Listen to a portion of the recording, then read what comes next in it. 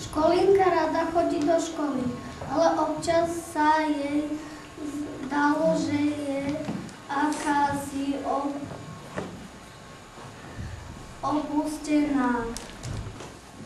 Triede, keď potrebovala deti, jej so všetkými pomohli, ale ako náhle opustená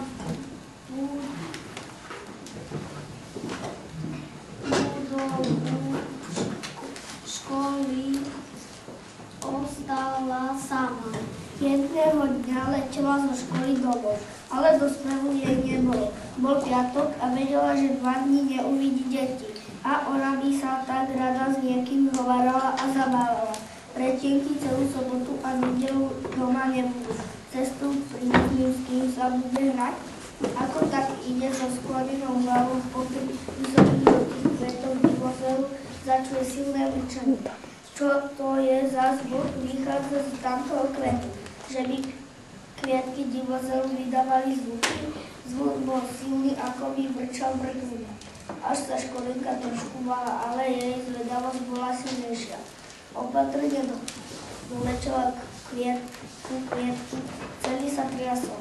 Nakúkla doň a zbadala veľkého čmela. Napchával sa sladkým nektárom a trošku neslušne pritom mľaskal. Čudný vrtuľníkový zvuk vydával jeho kríba. Pri jedle sa nemľaská, poučala školienka čmel. Čmel sa k nej otočil, utrel si ústa a sadol si na kvet. Pardon, mňa, keď je to také skvelé. Tento predjesený divozelový nektár udiel všetky čmele. Zrazu si uvedomil, že má návštevu. Dobrý deň, divozel je odborník na kašel. Trochu som pokašľaval doma, ale už je to dobre znova. Zarivoval čmel. Bože, skús aj ty. Je výborný. Školienka zaváhala a napokon predsa len olizla z nektáru. Bol veľmi sladký.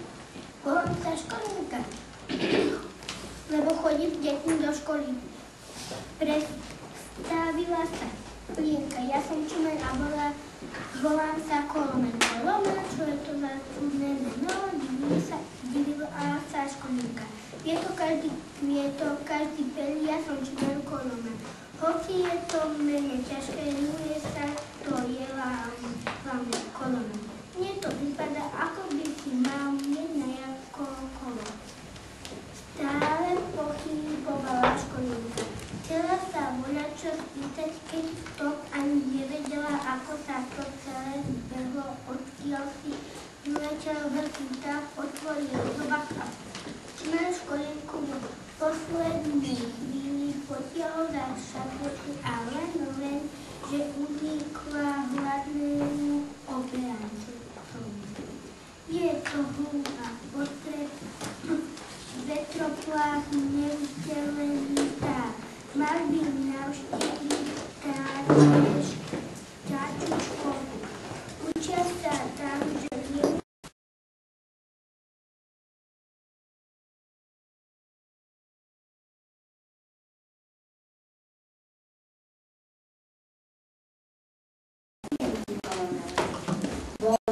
teba pekné to je, letvoriatko, už musím ísť poliacať, povedal skromne Kolomel a odletel preč.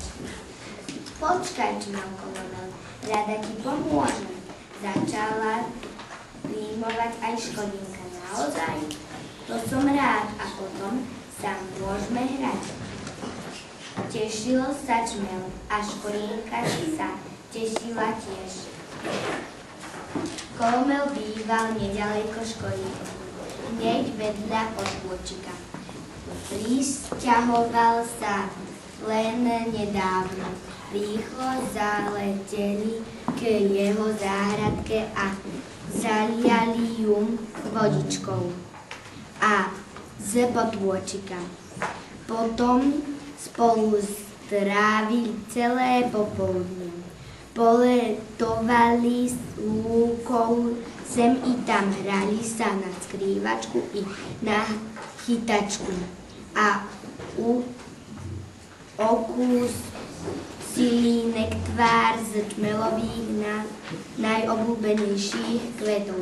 Školienka sa domov vrátiť až pred zotmením. Keďže Kolomel vedel čítať i písať, navrhol Školienke, že ak bude potrebovať poradiť pri domácich úlohách, rada jej pomôže. Školienka zaspávala príjemným pocitom, že má konečne naozajstného kamaráta.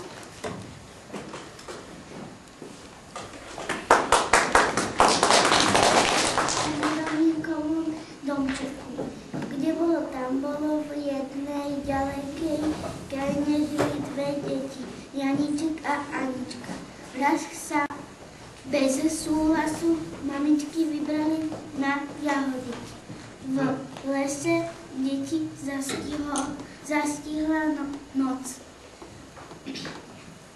Márne hľadali cestu domov. Janík sa vyšplhal na vysoký strom. Nedaleko vidím svetlo, povedal Aničke. Išli za svetlom, až prišli k domčeku. Zblízka videli, že je celý s medovníčkou. Zvoniali sladko, medom a škoricou, boli sladúčké a oni také hladné, s chuťou sa pustili do jedla. Zrazu z domčeka vyšla stanička. Deti sa zlakli. Tá však deti milo privítala. Vítajte, detičky. Myslíte si, že som zlá ježibaba?